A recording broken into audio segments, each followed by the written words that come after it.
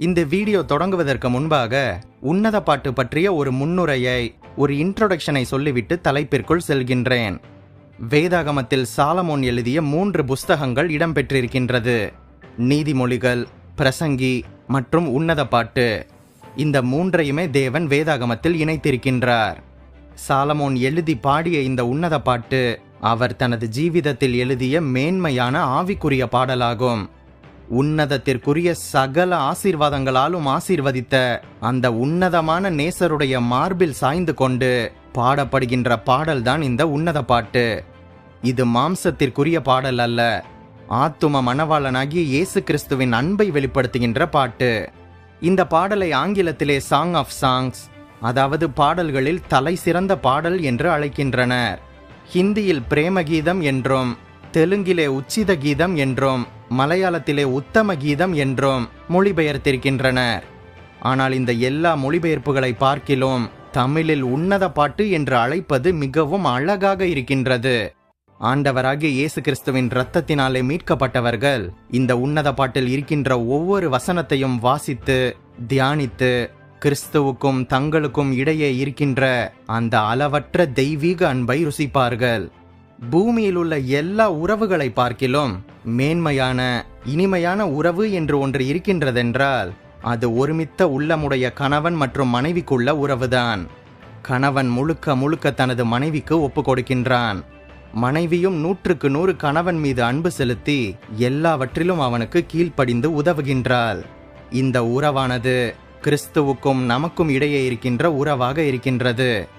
Solomon தேவனுடைய அன்பினால் நிறைந்து பரிசுத்த ஆவியானவரின் துணை கொண்டு எழுதிய பாடல்தான் இந்த உன்னத பாட்டு. உன்னத தேவன் அந்த பாடலோடு இணைந்து உன்னதமான ரகசியங்களையும், மணவாளன் மற்றும் மணவாட்டிக்கிடையே உள்ள மகிமையான ரகசியங்களையும் நமக்கு வெளிப்படுத்தி கொடுத்திருக்கின்றார். மணவாளனாகிய கிறிஸ்துவுக்கும் மணவாட்டியாகிய சபையாகிய நமக்கும் உள்ள தொடர்பு இந்த உன்னத பாட்டில் பல இடங்களிலே திருமண உறவுக்கு இணையாக குறிப்பிடப்பட்டிருக்கின்றது. வேதாகமத்தில் மணவாளனாகிய கிறிஸ்துவுக்கும் மணவாட்டியாகிய சபையாகிய நமக்கும் உள்ள தொடர்பும் உறவும் பல இடங்களில் திருமண உறவுக்கு இணையாக கூறப்பட்டிருக்கின்றது. குறிப்பாக 2 கொரிந்தியர் 11:2, எபேசியர் 5:22-23, வெளிப்படுத்தின விசேஷம் 19:7-9, 21:1-2, 9 வசனங்களை நீங்கள் பின்பாக வாசித்து பாருங்கள், உங்களுக்கு புரிய வரும். இப்படியாக மணவாளனாகிய கிறிஸ்துவுக்கும் அவரது மணவாட்டியாகிய சபைக்கும் இடையிலான உறவின் விசேஷ தன்மையை விளக்கும்படியாக இந்த உன்னத பாட்டு எழுதப்பட்டிருக்கின்றது. இது உவமைகளால் வர்ணிக்கப்படும் சிறப்பான இலக்கிய களஞ்சியமாக திகழ்கின்றது. மணவாளனுக்கும் மணவாட்டிக்கும் இடையிலான தனித்தன்மை வாய்ந்த அன்பை பிரதிபலிக்கும் புஸ்தகம் இது. இந்த உன்னத பாடலில் வருகின்ற மணவாட்டி சூலமித்தியால். இந்த சூலமித்தியால் உத்தமமாக கர்த்தரை பின்பற்றுகின்ற விசுவாசிக்கும் கிறிஸ்துவின் மணவாட்டியாகிய சபைக்கும் ஒப்பனையாக இருக்கின்றாள். இந்த உன்னத பாட்டில் வருகின்ற மணவாளன் நமது ஆண்டவராகிய இயேசு கிறிஸ்துவாக இருக்கின்றார். சரி, இந்த வீடியோவில் உன்னத பாட்டு முழுவதும் ஆங்காங்கே சிதறி கிடக்கின்ற வசனங்களை ஒன்றாக திரட்டி சூலமித்தியாளின் சௌந்தரிய வர்ணனை என்கின்ற தலைப்பில் அவளது உள்ளங்கால் தொடங்கி உச்சந்தலை மட்டும் கூறப்பட்டிருக்கின்ற 25 வர்ணனைகளை வசன ஆதாரங்களுடன் பார்க்கலாம். வீடியோக்கு ஒரு லைக் பண்ணிட்டு கடைசி வர பாருங்க. ஒருவேளை நமது சேனல் நோட்டிபிகேஷன்ஸ் உங்களுக்கு வரவில்லை என்றால் பெல் பட்டனை கிளிக் செய்து ஆல் என்கின்ற ஆப்ஷனை செலக்ட் செய்து கொள்ளுங்கள். முதலாவதாக அவளது பாதங்கள். அது கழுவி பாதரட்சைகளில் இட்ட அழகான பாதங்கள் என்று குறிப்பிடப்படுவதை உன்னத பாட்டு 5:3, 7:1 வசனங்களில் பார்க்க முடியும். இரண்டாவதாக இடுப்பின் வடிவு. அவளது இடுப்பின் வடிவு விசித்திர தொழிற்காரரின் வேலையாகிய பூஷணம் போல் இருக்கின்றது என்று உன்னத பாட்டு 7:1 வர்ணிக்கப்படுகின்றது. மூன்றாவதாக நாபி. அவளது நாபி திராட்சரசம் நிறைந்த வட்டக்கலசம் போல் இருக்கின்றது என்று உன்னத பாட்டு 7:2 வசனத்தில் வர்ணிக்கப்படுகின்றது. நான்காவதாக வயிறு. அவளது வயிறு லீலி புஷ்பங்கள் சூழ்ந்த கோதுமை அம்பாரம் போல் இருக்கின்றது என்று உன்னத பாட்டு 7:2 வசனத்தில் வர்ணிக்கப்படுகின்றது. ஐந்தாவதாக 2 ஸ்தனங்கள். அவளுடைய 2 ஸ்தனங்களும் லீலி புஷ்பங்களில் மேய்கின்ற வெளிமானின் இரட்டை குட்டிகளுக்கு சமானமாயும் திராட்ச குலைகள் போலவும் இருக்கின்றது என்று வர்ணிக்கப்படுவதை உன்னத பாட்டு 4:5, 7, 3, 7, 8 மற்றும் 8, 10 வசனங்களில் பார்க்க முடியும். 6வதாக கழுத்து. அவளது கழுத்து யானை தந்தத்தினால் செய்து ஆரங்கள் பூண்டதும் பராக்கிரமசாலிகளின் கேடகங்களாகிய 1000 பரிசைகள் தூக்கி இருக்கின்ற ஆயுதசாலையாகப்பட்ட தாவீதின் கோபுரம் போலவும் அழகாக இருக்கின்றது என்று உன்னத பாட்டு 1:10, 4, 4:9, 7:4 வசனங்களில் வர்ணிக்கப்படுகின்றது. 7வதாக கன்னங்கள். ஆபரணாதிகள் பூண்ட அவளது கன்னங்கள் முக்காட்டின் நடுவே விடித்த மாதளம் பழம் போல் இருக்கின்றது என்று உன்னத பாட்டு 1:10, 4:3, 6-7 வசனங்களில் வர்ணிக்கப்படுகின்றது. 8வதாக கண்கள்.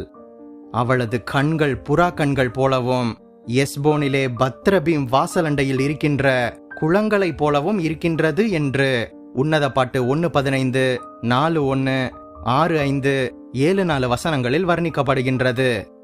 9வதாக மூக்கு. அவளது மூக்கு கிச்சிலி பழங்களைப் போல வாசனையுள்ளதும் தமஸ்குவின் திசையை நோக்கும் லீபனோனின் கோபுரத்தைப் போலவும் இருக்கின்றது என்று உன்னத பாட்டு 7, 4, 8 வசனங்களில் வர்ணிக்கப்படுகின்றது. 10வதாக உதடுகள்.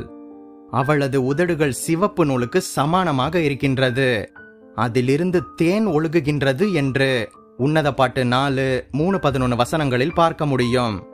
11வதாக பற்கள். அவளது பற்கள் மயிர் கத்தரிக்கப்பட்ட பின்பாக குளிப்பாட்டப்பட்டு கரையேறுகின்றவைகளும் ஒன்றாகிலும் மலடாக இராமல் எல்லாமே இரட்டை குட்டி ஈன்றவைகளுமான ஆட்டு மந்தையை போல் இருக்கின்றது என்று உன்னத பாட்டு 4:2, 6-6 வசனத்தில் வர்ணிக்கப்படுகின்றது. 12வதாக நாவு. அவளது நாவின் கீழ் தேனும் பாலும் இருக்கின்றது என்று உன்னத பாட்டு 4:11 வர்ணிக்கப்படுகின்றது. 13வதாக தொண்டை.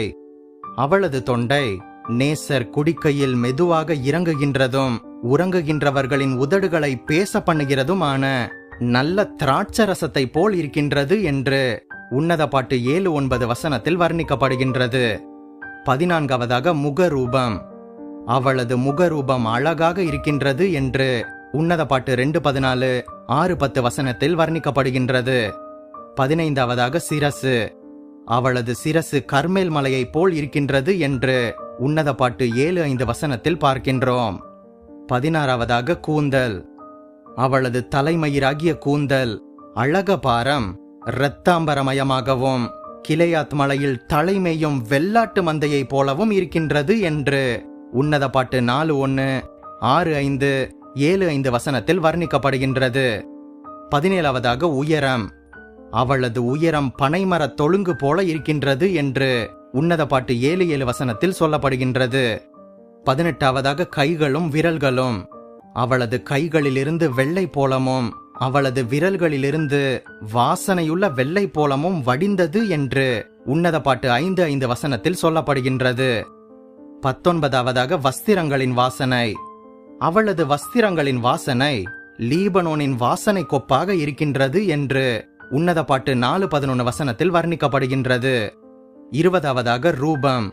அவள் ஸ்திரீகளுக்குள் ரூபவதி என்று உன்னத பாட்டு 1, 8:15, 4, 1:7, 5:9, 6:1, 7:6 வசனங்களில் வர்ணிக்கப்படுகின்றாள். 21வதாக சௌந்தர்யம். அவள் திர்சாவை போல சௌந்தர்யமும் எருசலேமை போல வடிவமும் கொடிகள் பறக்கும் படையை போல் கெடியுமானவள் என்று உன்னத பாட்டு 6:4 வர்ணிக்கப்படுகின்றாள். 22வதாக அழகு. அவள் கேதாரின் கூடாரங்களைப் போலவும் சாலமோனின் திரைகளைப் போலவும் கருப்பாக இருந்தாலும் அழகாக இருக்கின்றாள் என்று உன்னத பாட்டு 1-5 வசனத்தில் வர்ணிக்கப்படுகின்றாள். 23வதாக அழகும் பிரகாசமும். அவள் சந்திரனை போல அழகும் சூரியனை போல பிரகாசமும் கொடிகள் பறக்கும் படையைப் போல கெடியும் உள்ளவளாக அருணோதயம் போல் உதிக்கிறவள் என்று உன்னத பாட்டு 6:10 சொல்லப்பட்டுள்ளது. 24வதாக அவளது பலம். அவள் 2 சேனையின் கூட்டத்திற்கு சமானமானவள் என்று உன்னத பாட்டு 6:13 வசனம் சொல்கின்றது. கடைசியாக 25வதாக அவளது குணம். இவளே ஆத்தும நேசத்திற்கு பிரியமானவள் என்று தன் நேசர் மேல் சார்ந்து கொண்டு வனாந்திரத்திலிருந்து வருகிறவள் என்று உன்னத பாட்டு 1, 9, 15, 4, 1, 7, 6:4, 7:6 மற்றும் 8:5-6 வசனங்களில் வர்ணிக்கப்பட்டிருக்கின்றாள். இந்த 25 காரியங்களும் உன்னத பாட்டில் வருகின்ற சூலமித்தியாலின் சௌந்தர்ய வர்ணனை. உன்னத பாட்டு அதிகாரத்தின் விளக்கம் என்கின்ற தலைப்பில் ஒரு சீரிஸ் ஆரம்பிக்கலாமா? உங்களுக்கு வேண்டுமா? இந்த உன்னத பாட்டில் சொல்லப்பட்டிருக்கின்ற காரியங்களுக்கு ஆவிக்குரிய விளக்கம் என்ன என்பதை பற்றிய வீடியோக்களை போடலாமா? உங்களது கருத்துக்களை கமெண்ட் செக்ஷனில் சொல்லுங்கள். கமெண்டில் வருகின்ற ரெஸ்பான்ஸுகளுக்கு ஏற்ப ஒரு தொடரை ஆரம்பித்து வாரம் தொடர்ந்து வீடியோக்கள் போட முயற்சிக்கின்றேன். ஆத்துமநேசராகிய இயேசு கிறிஸ்துவின் மூலம் நீங்கள் ஆசீர்வதிக்கப்பட்டவர்கள். நம் பைபிள் விஸ்டம் தமிழ் சேனலுக்கு உங்களால் முடிந்த உதவியை செய்யுங்கள். இந்த வீடியோவையும் நமது சேனலையும் உங்கள் கிறிஸ்தவ நண்பர்களுக்கு அறிமுகம் செய்யுங்கள். மேலும் பல வேதாகம தகவல்களையும் சத்தியத்தையும் அறிய நம் சேனல் பிளேலிஸ்ட் பக்கத்திற்கு சென்று மற்ற வீடியோக்களையும் பாருங்கள். மீண்டுமாக சொல்கின்றேன், நீங்கள் ஆசீர்வதிக்கப்பட்டவர்கள்.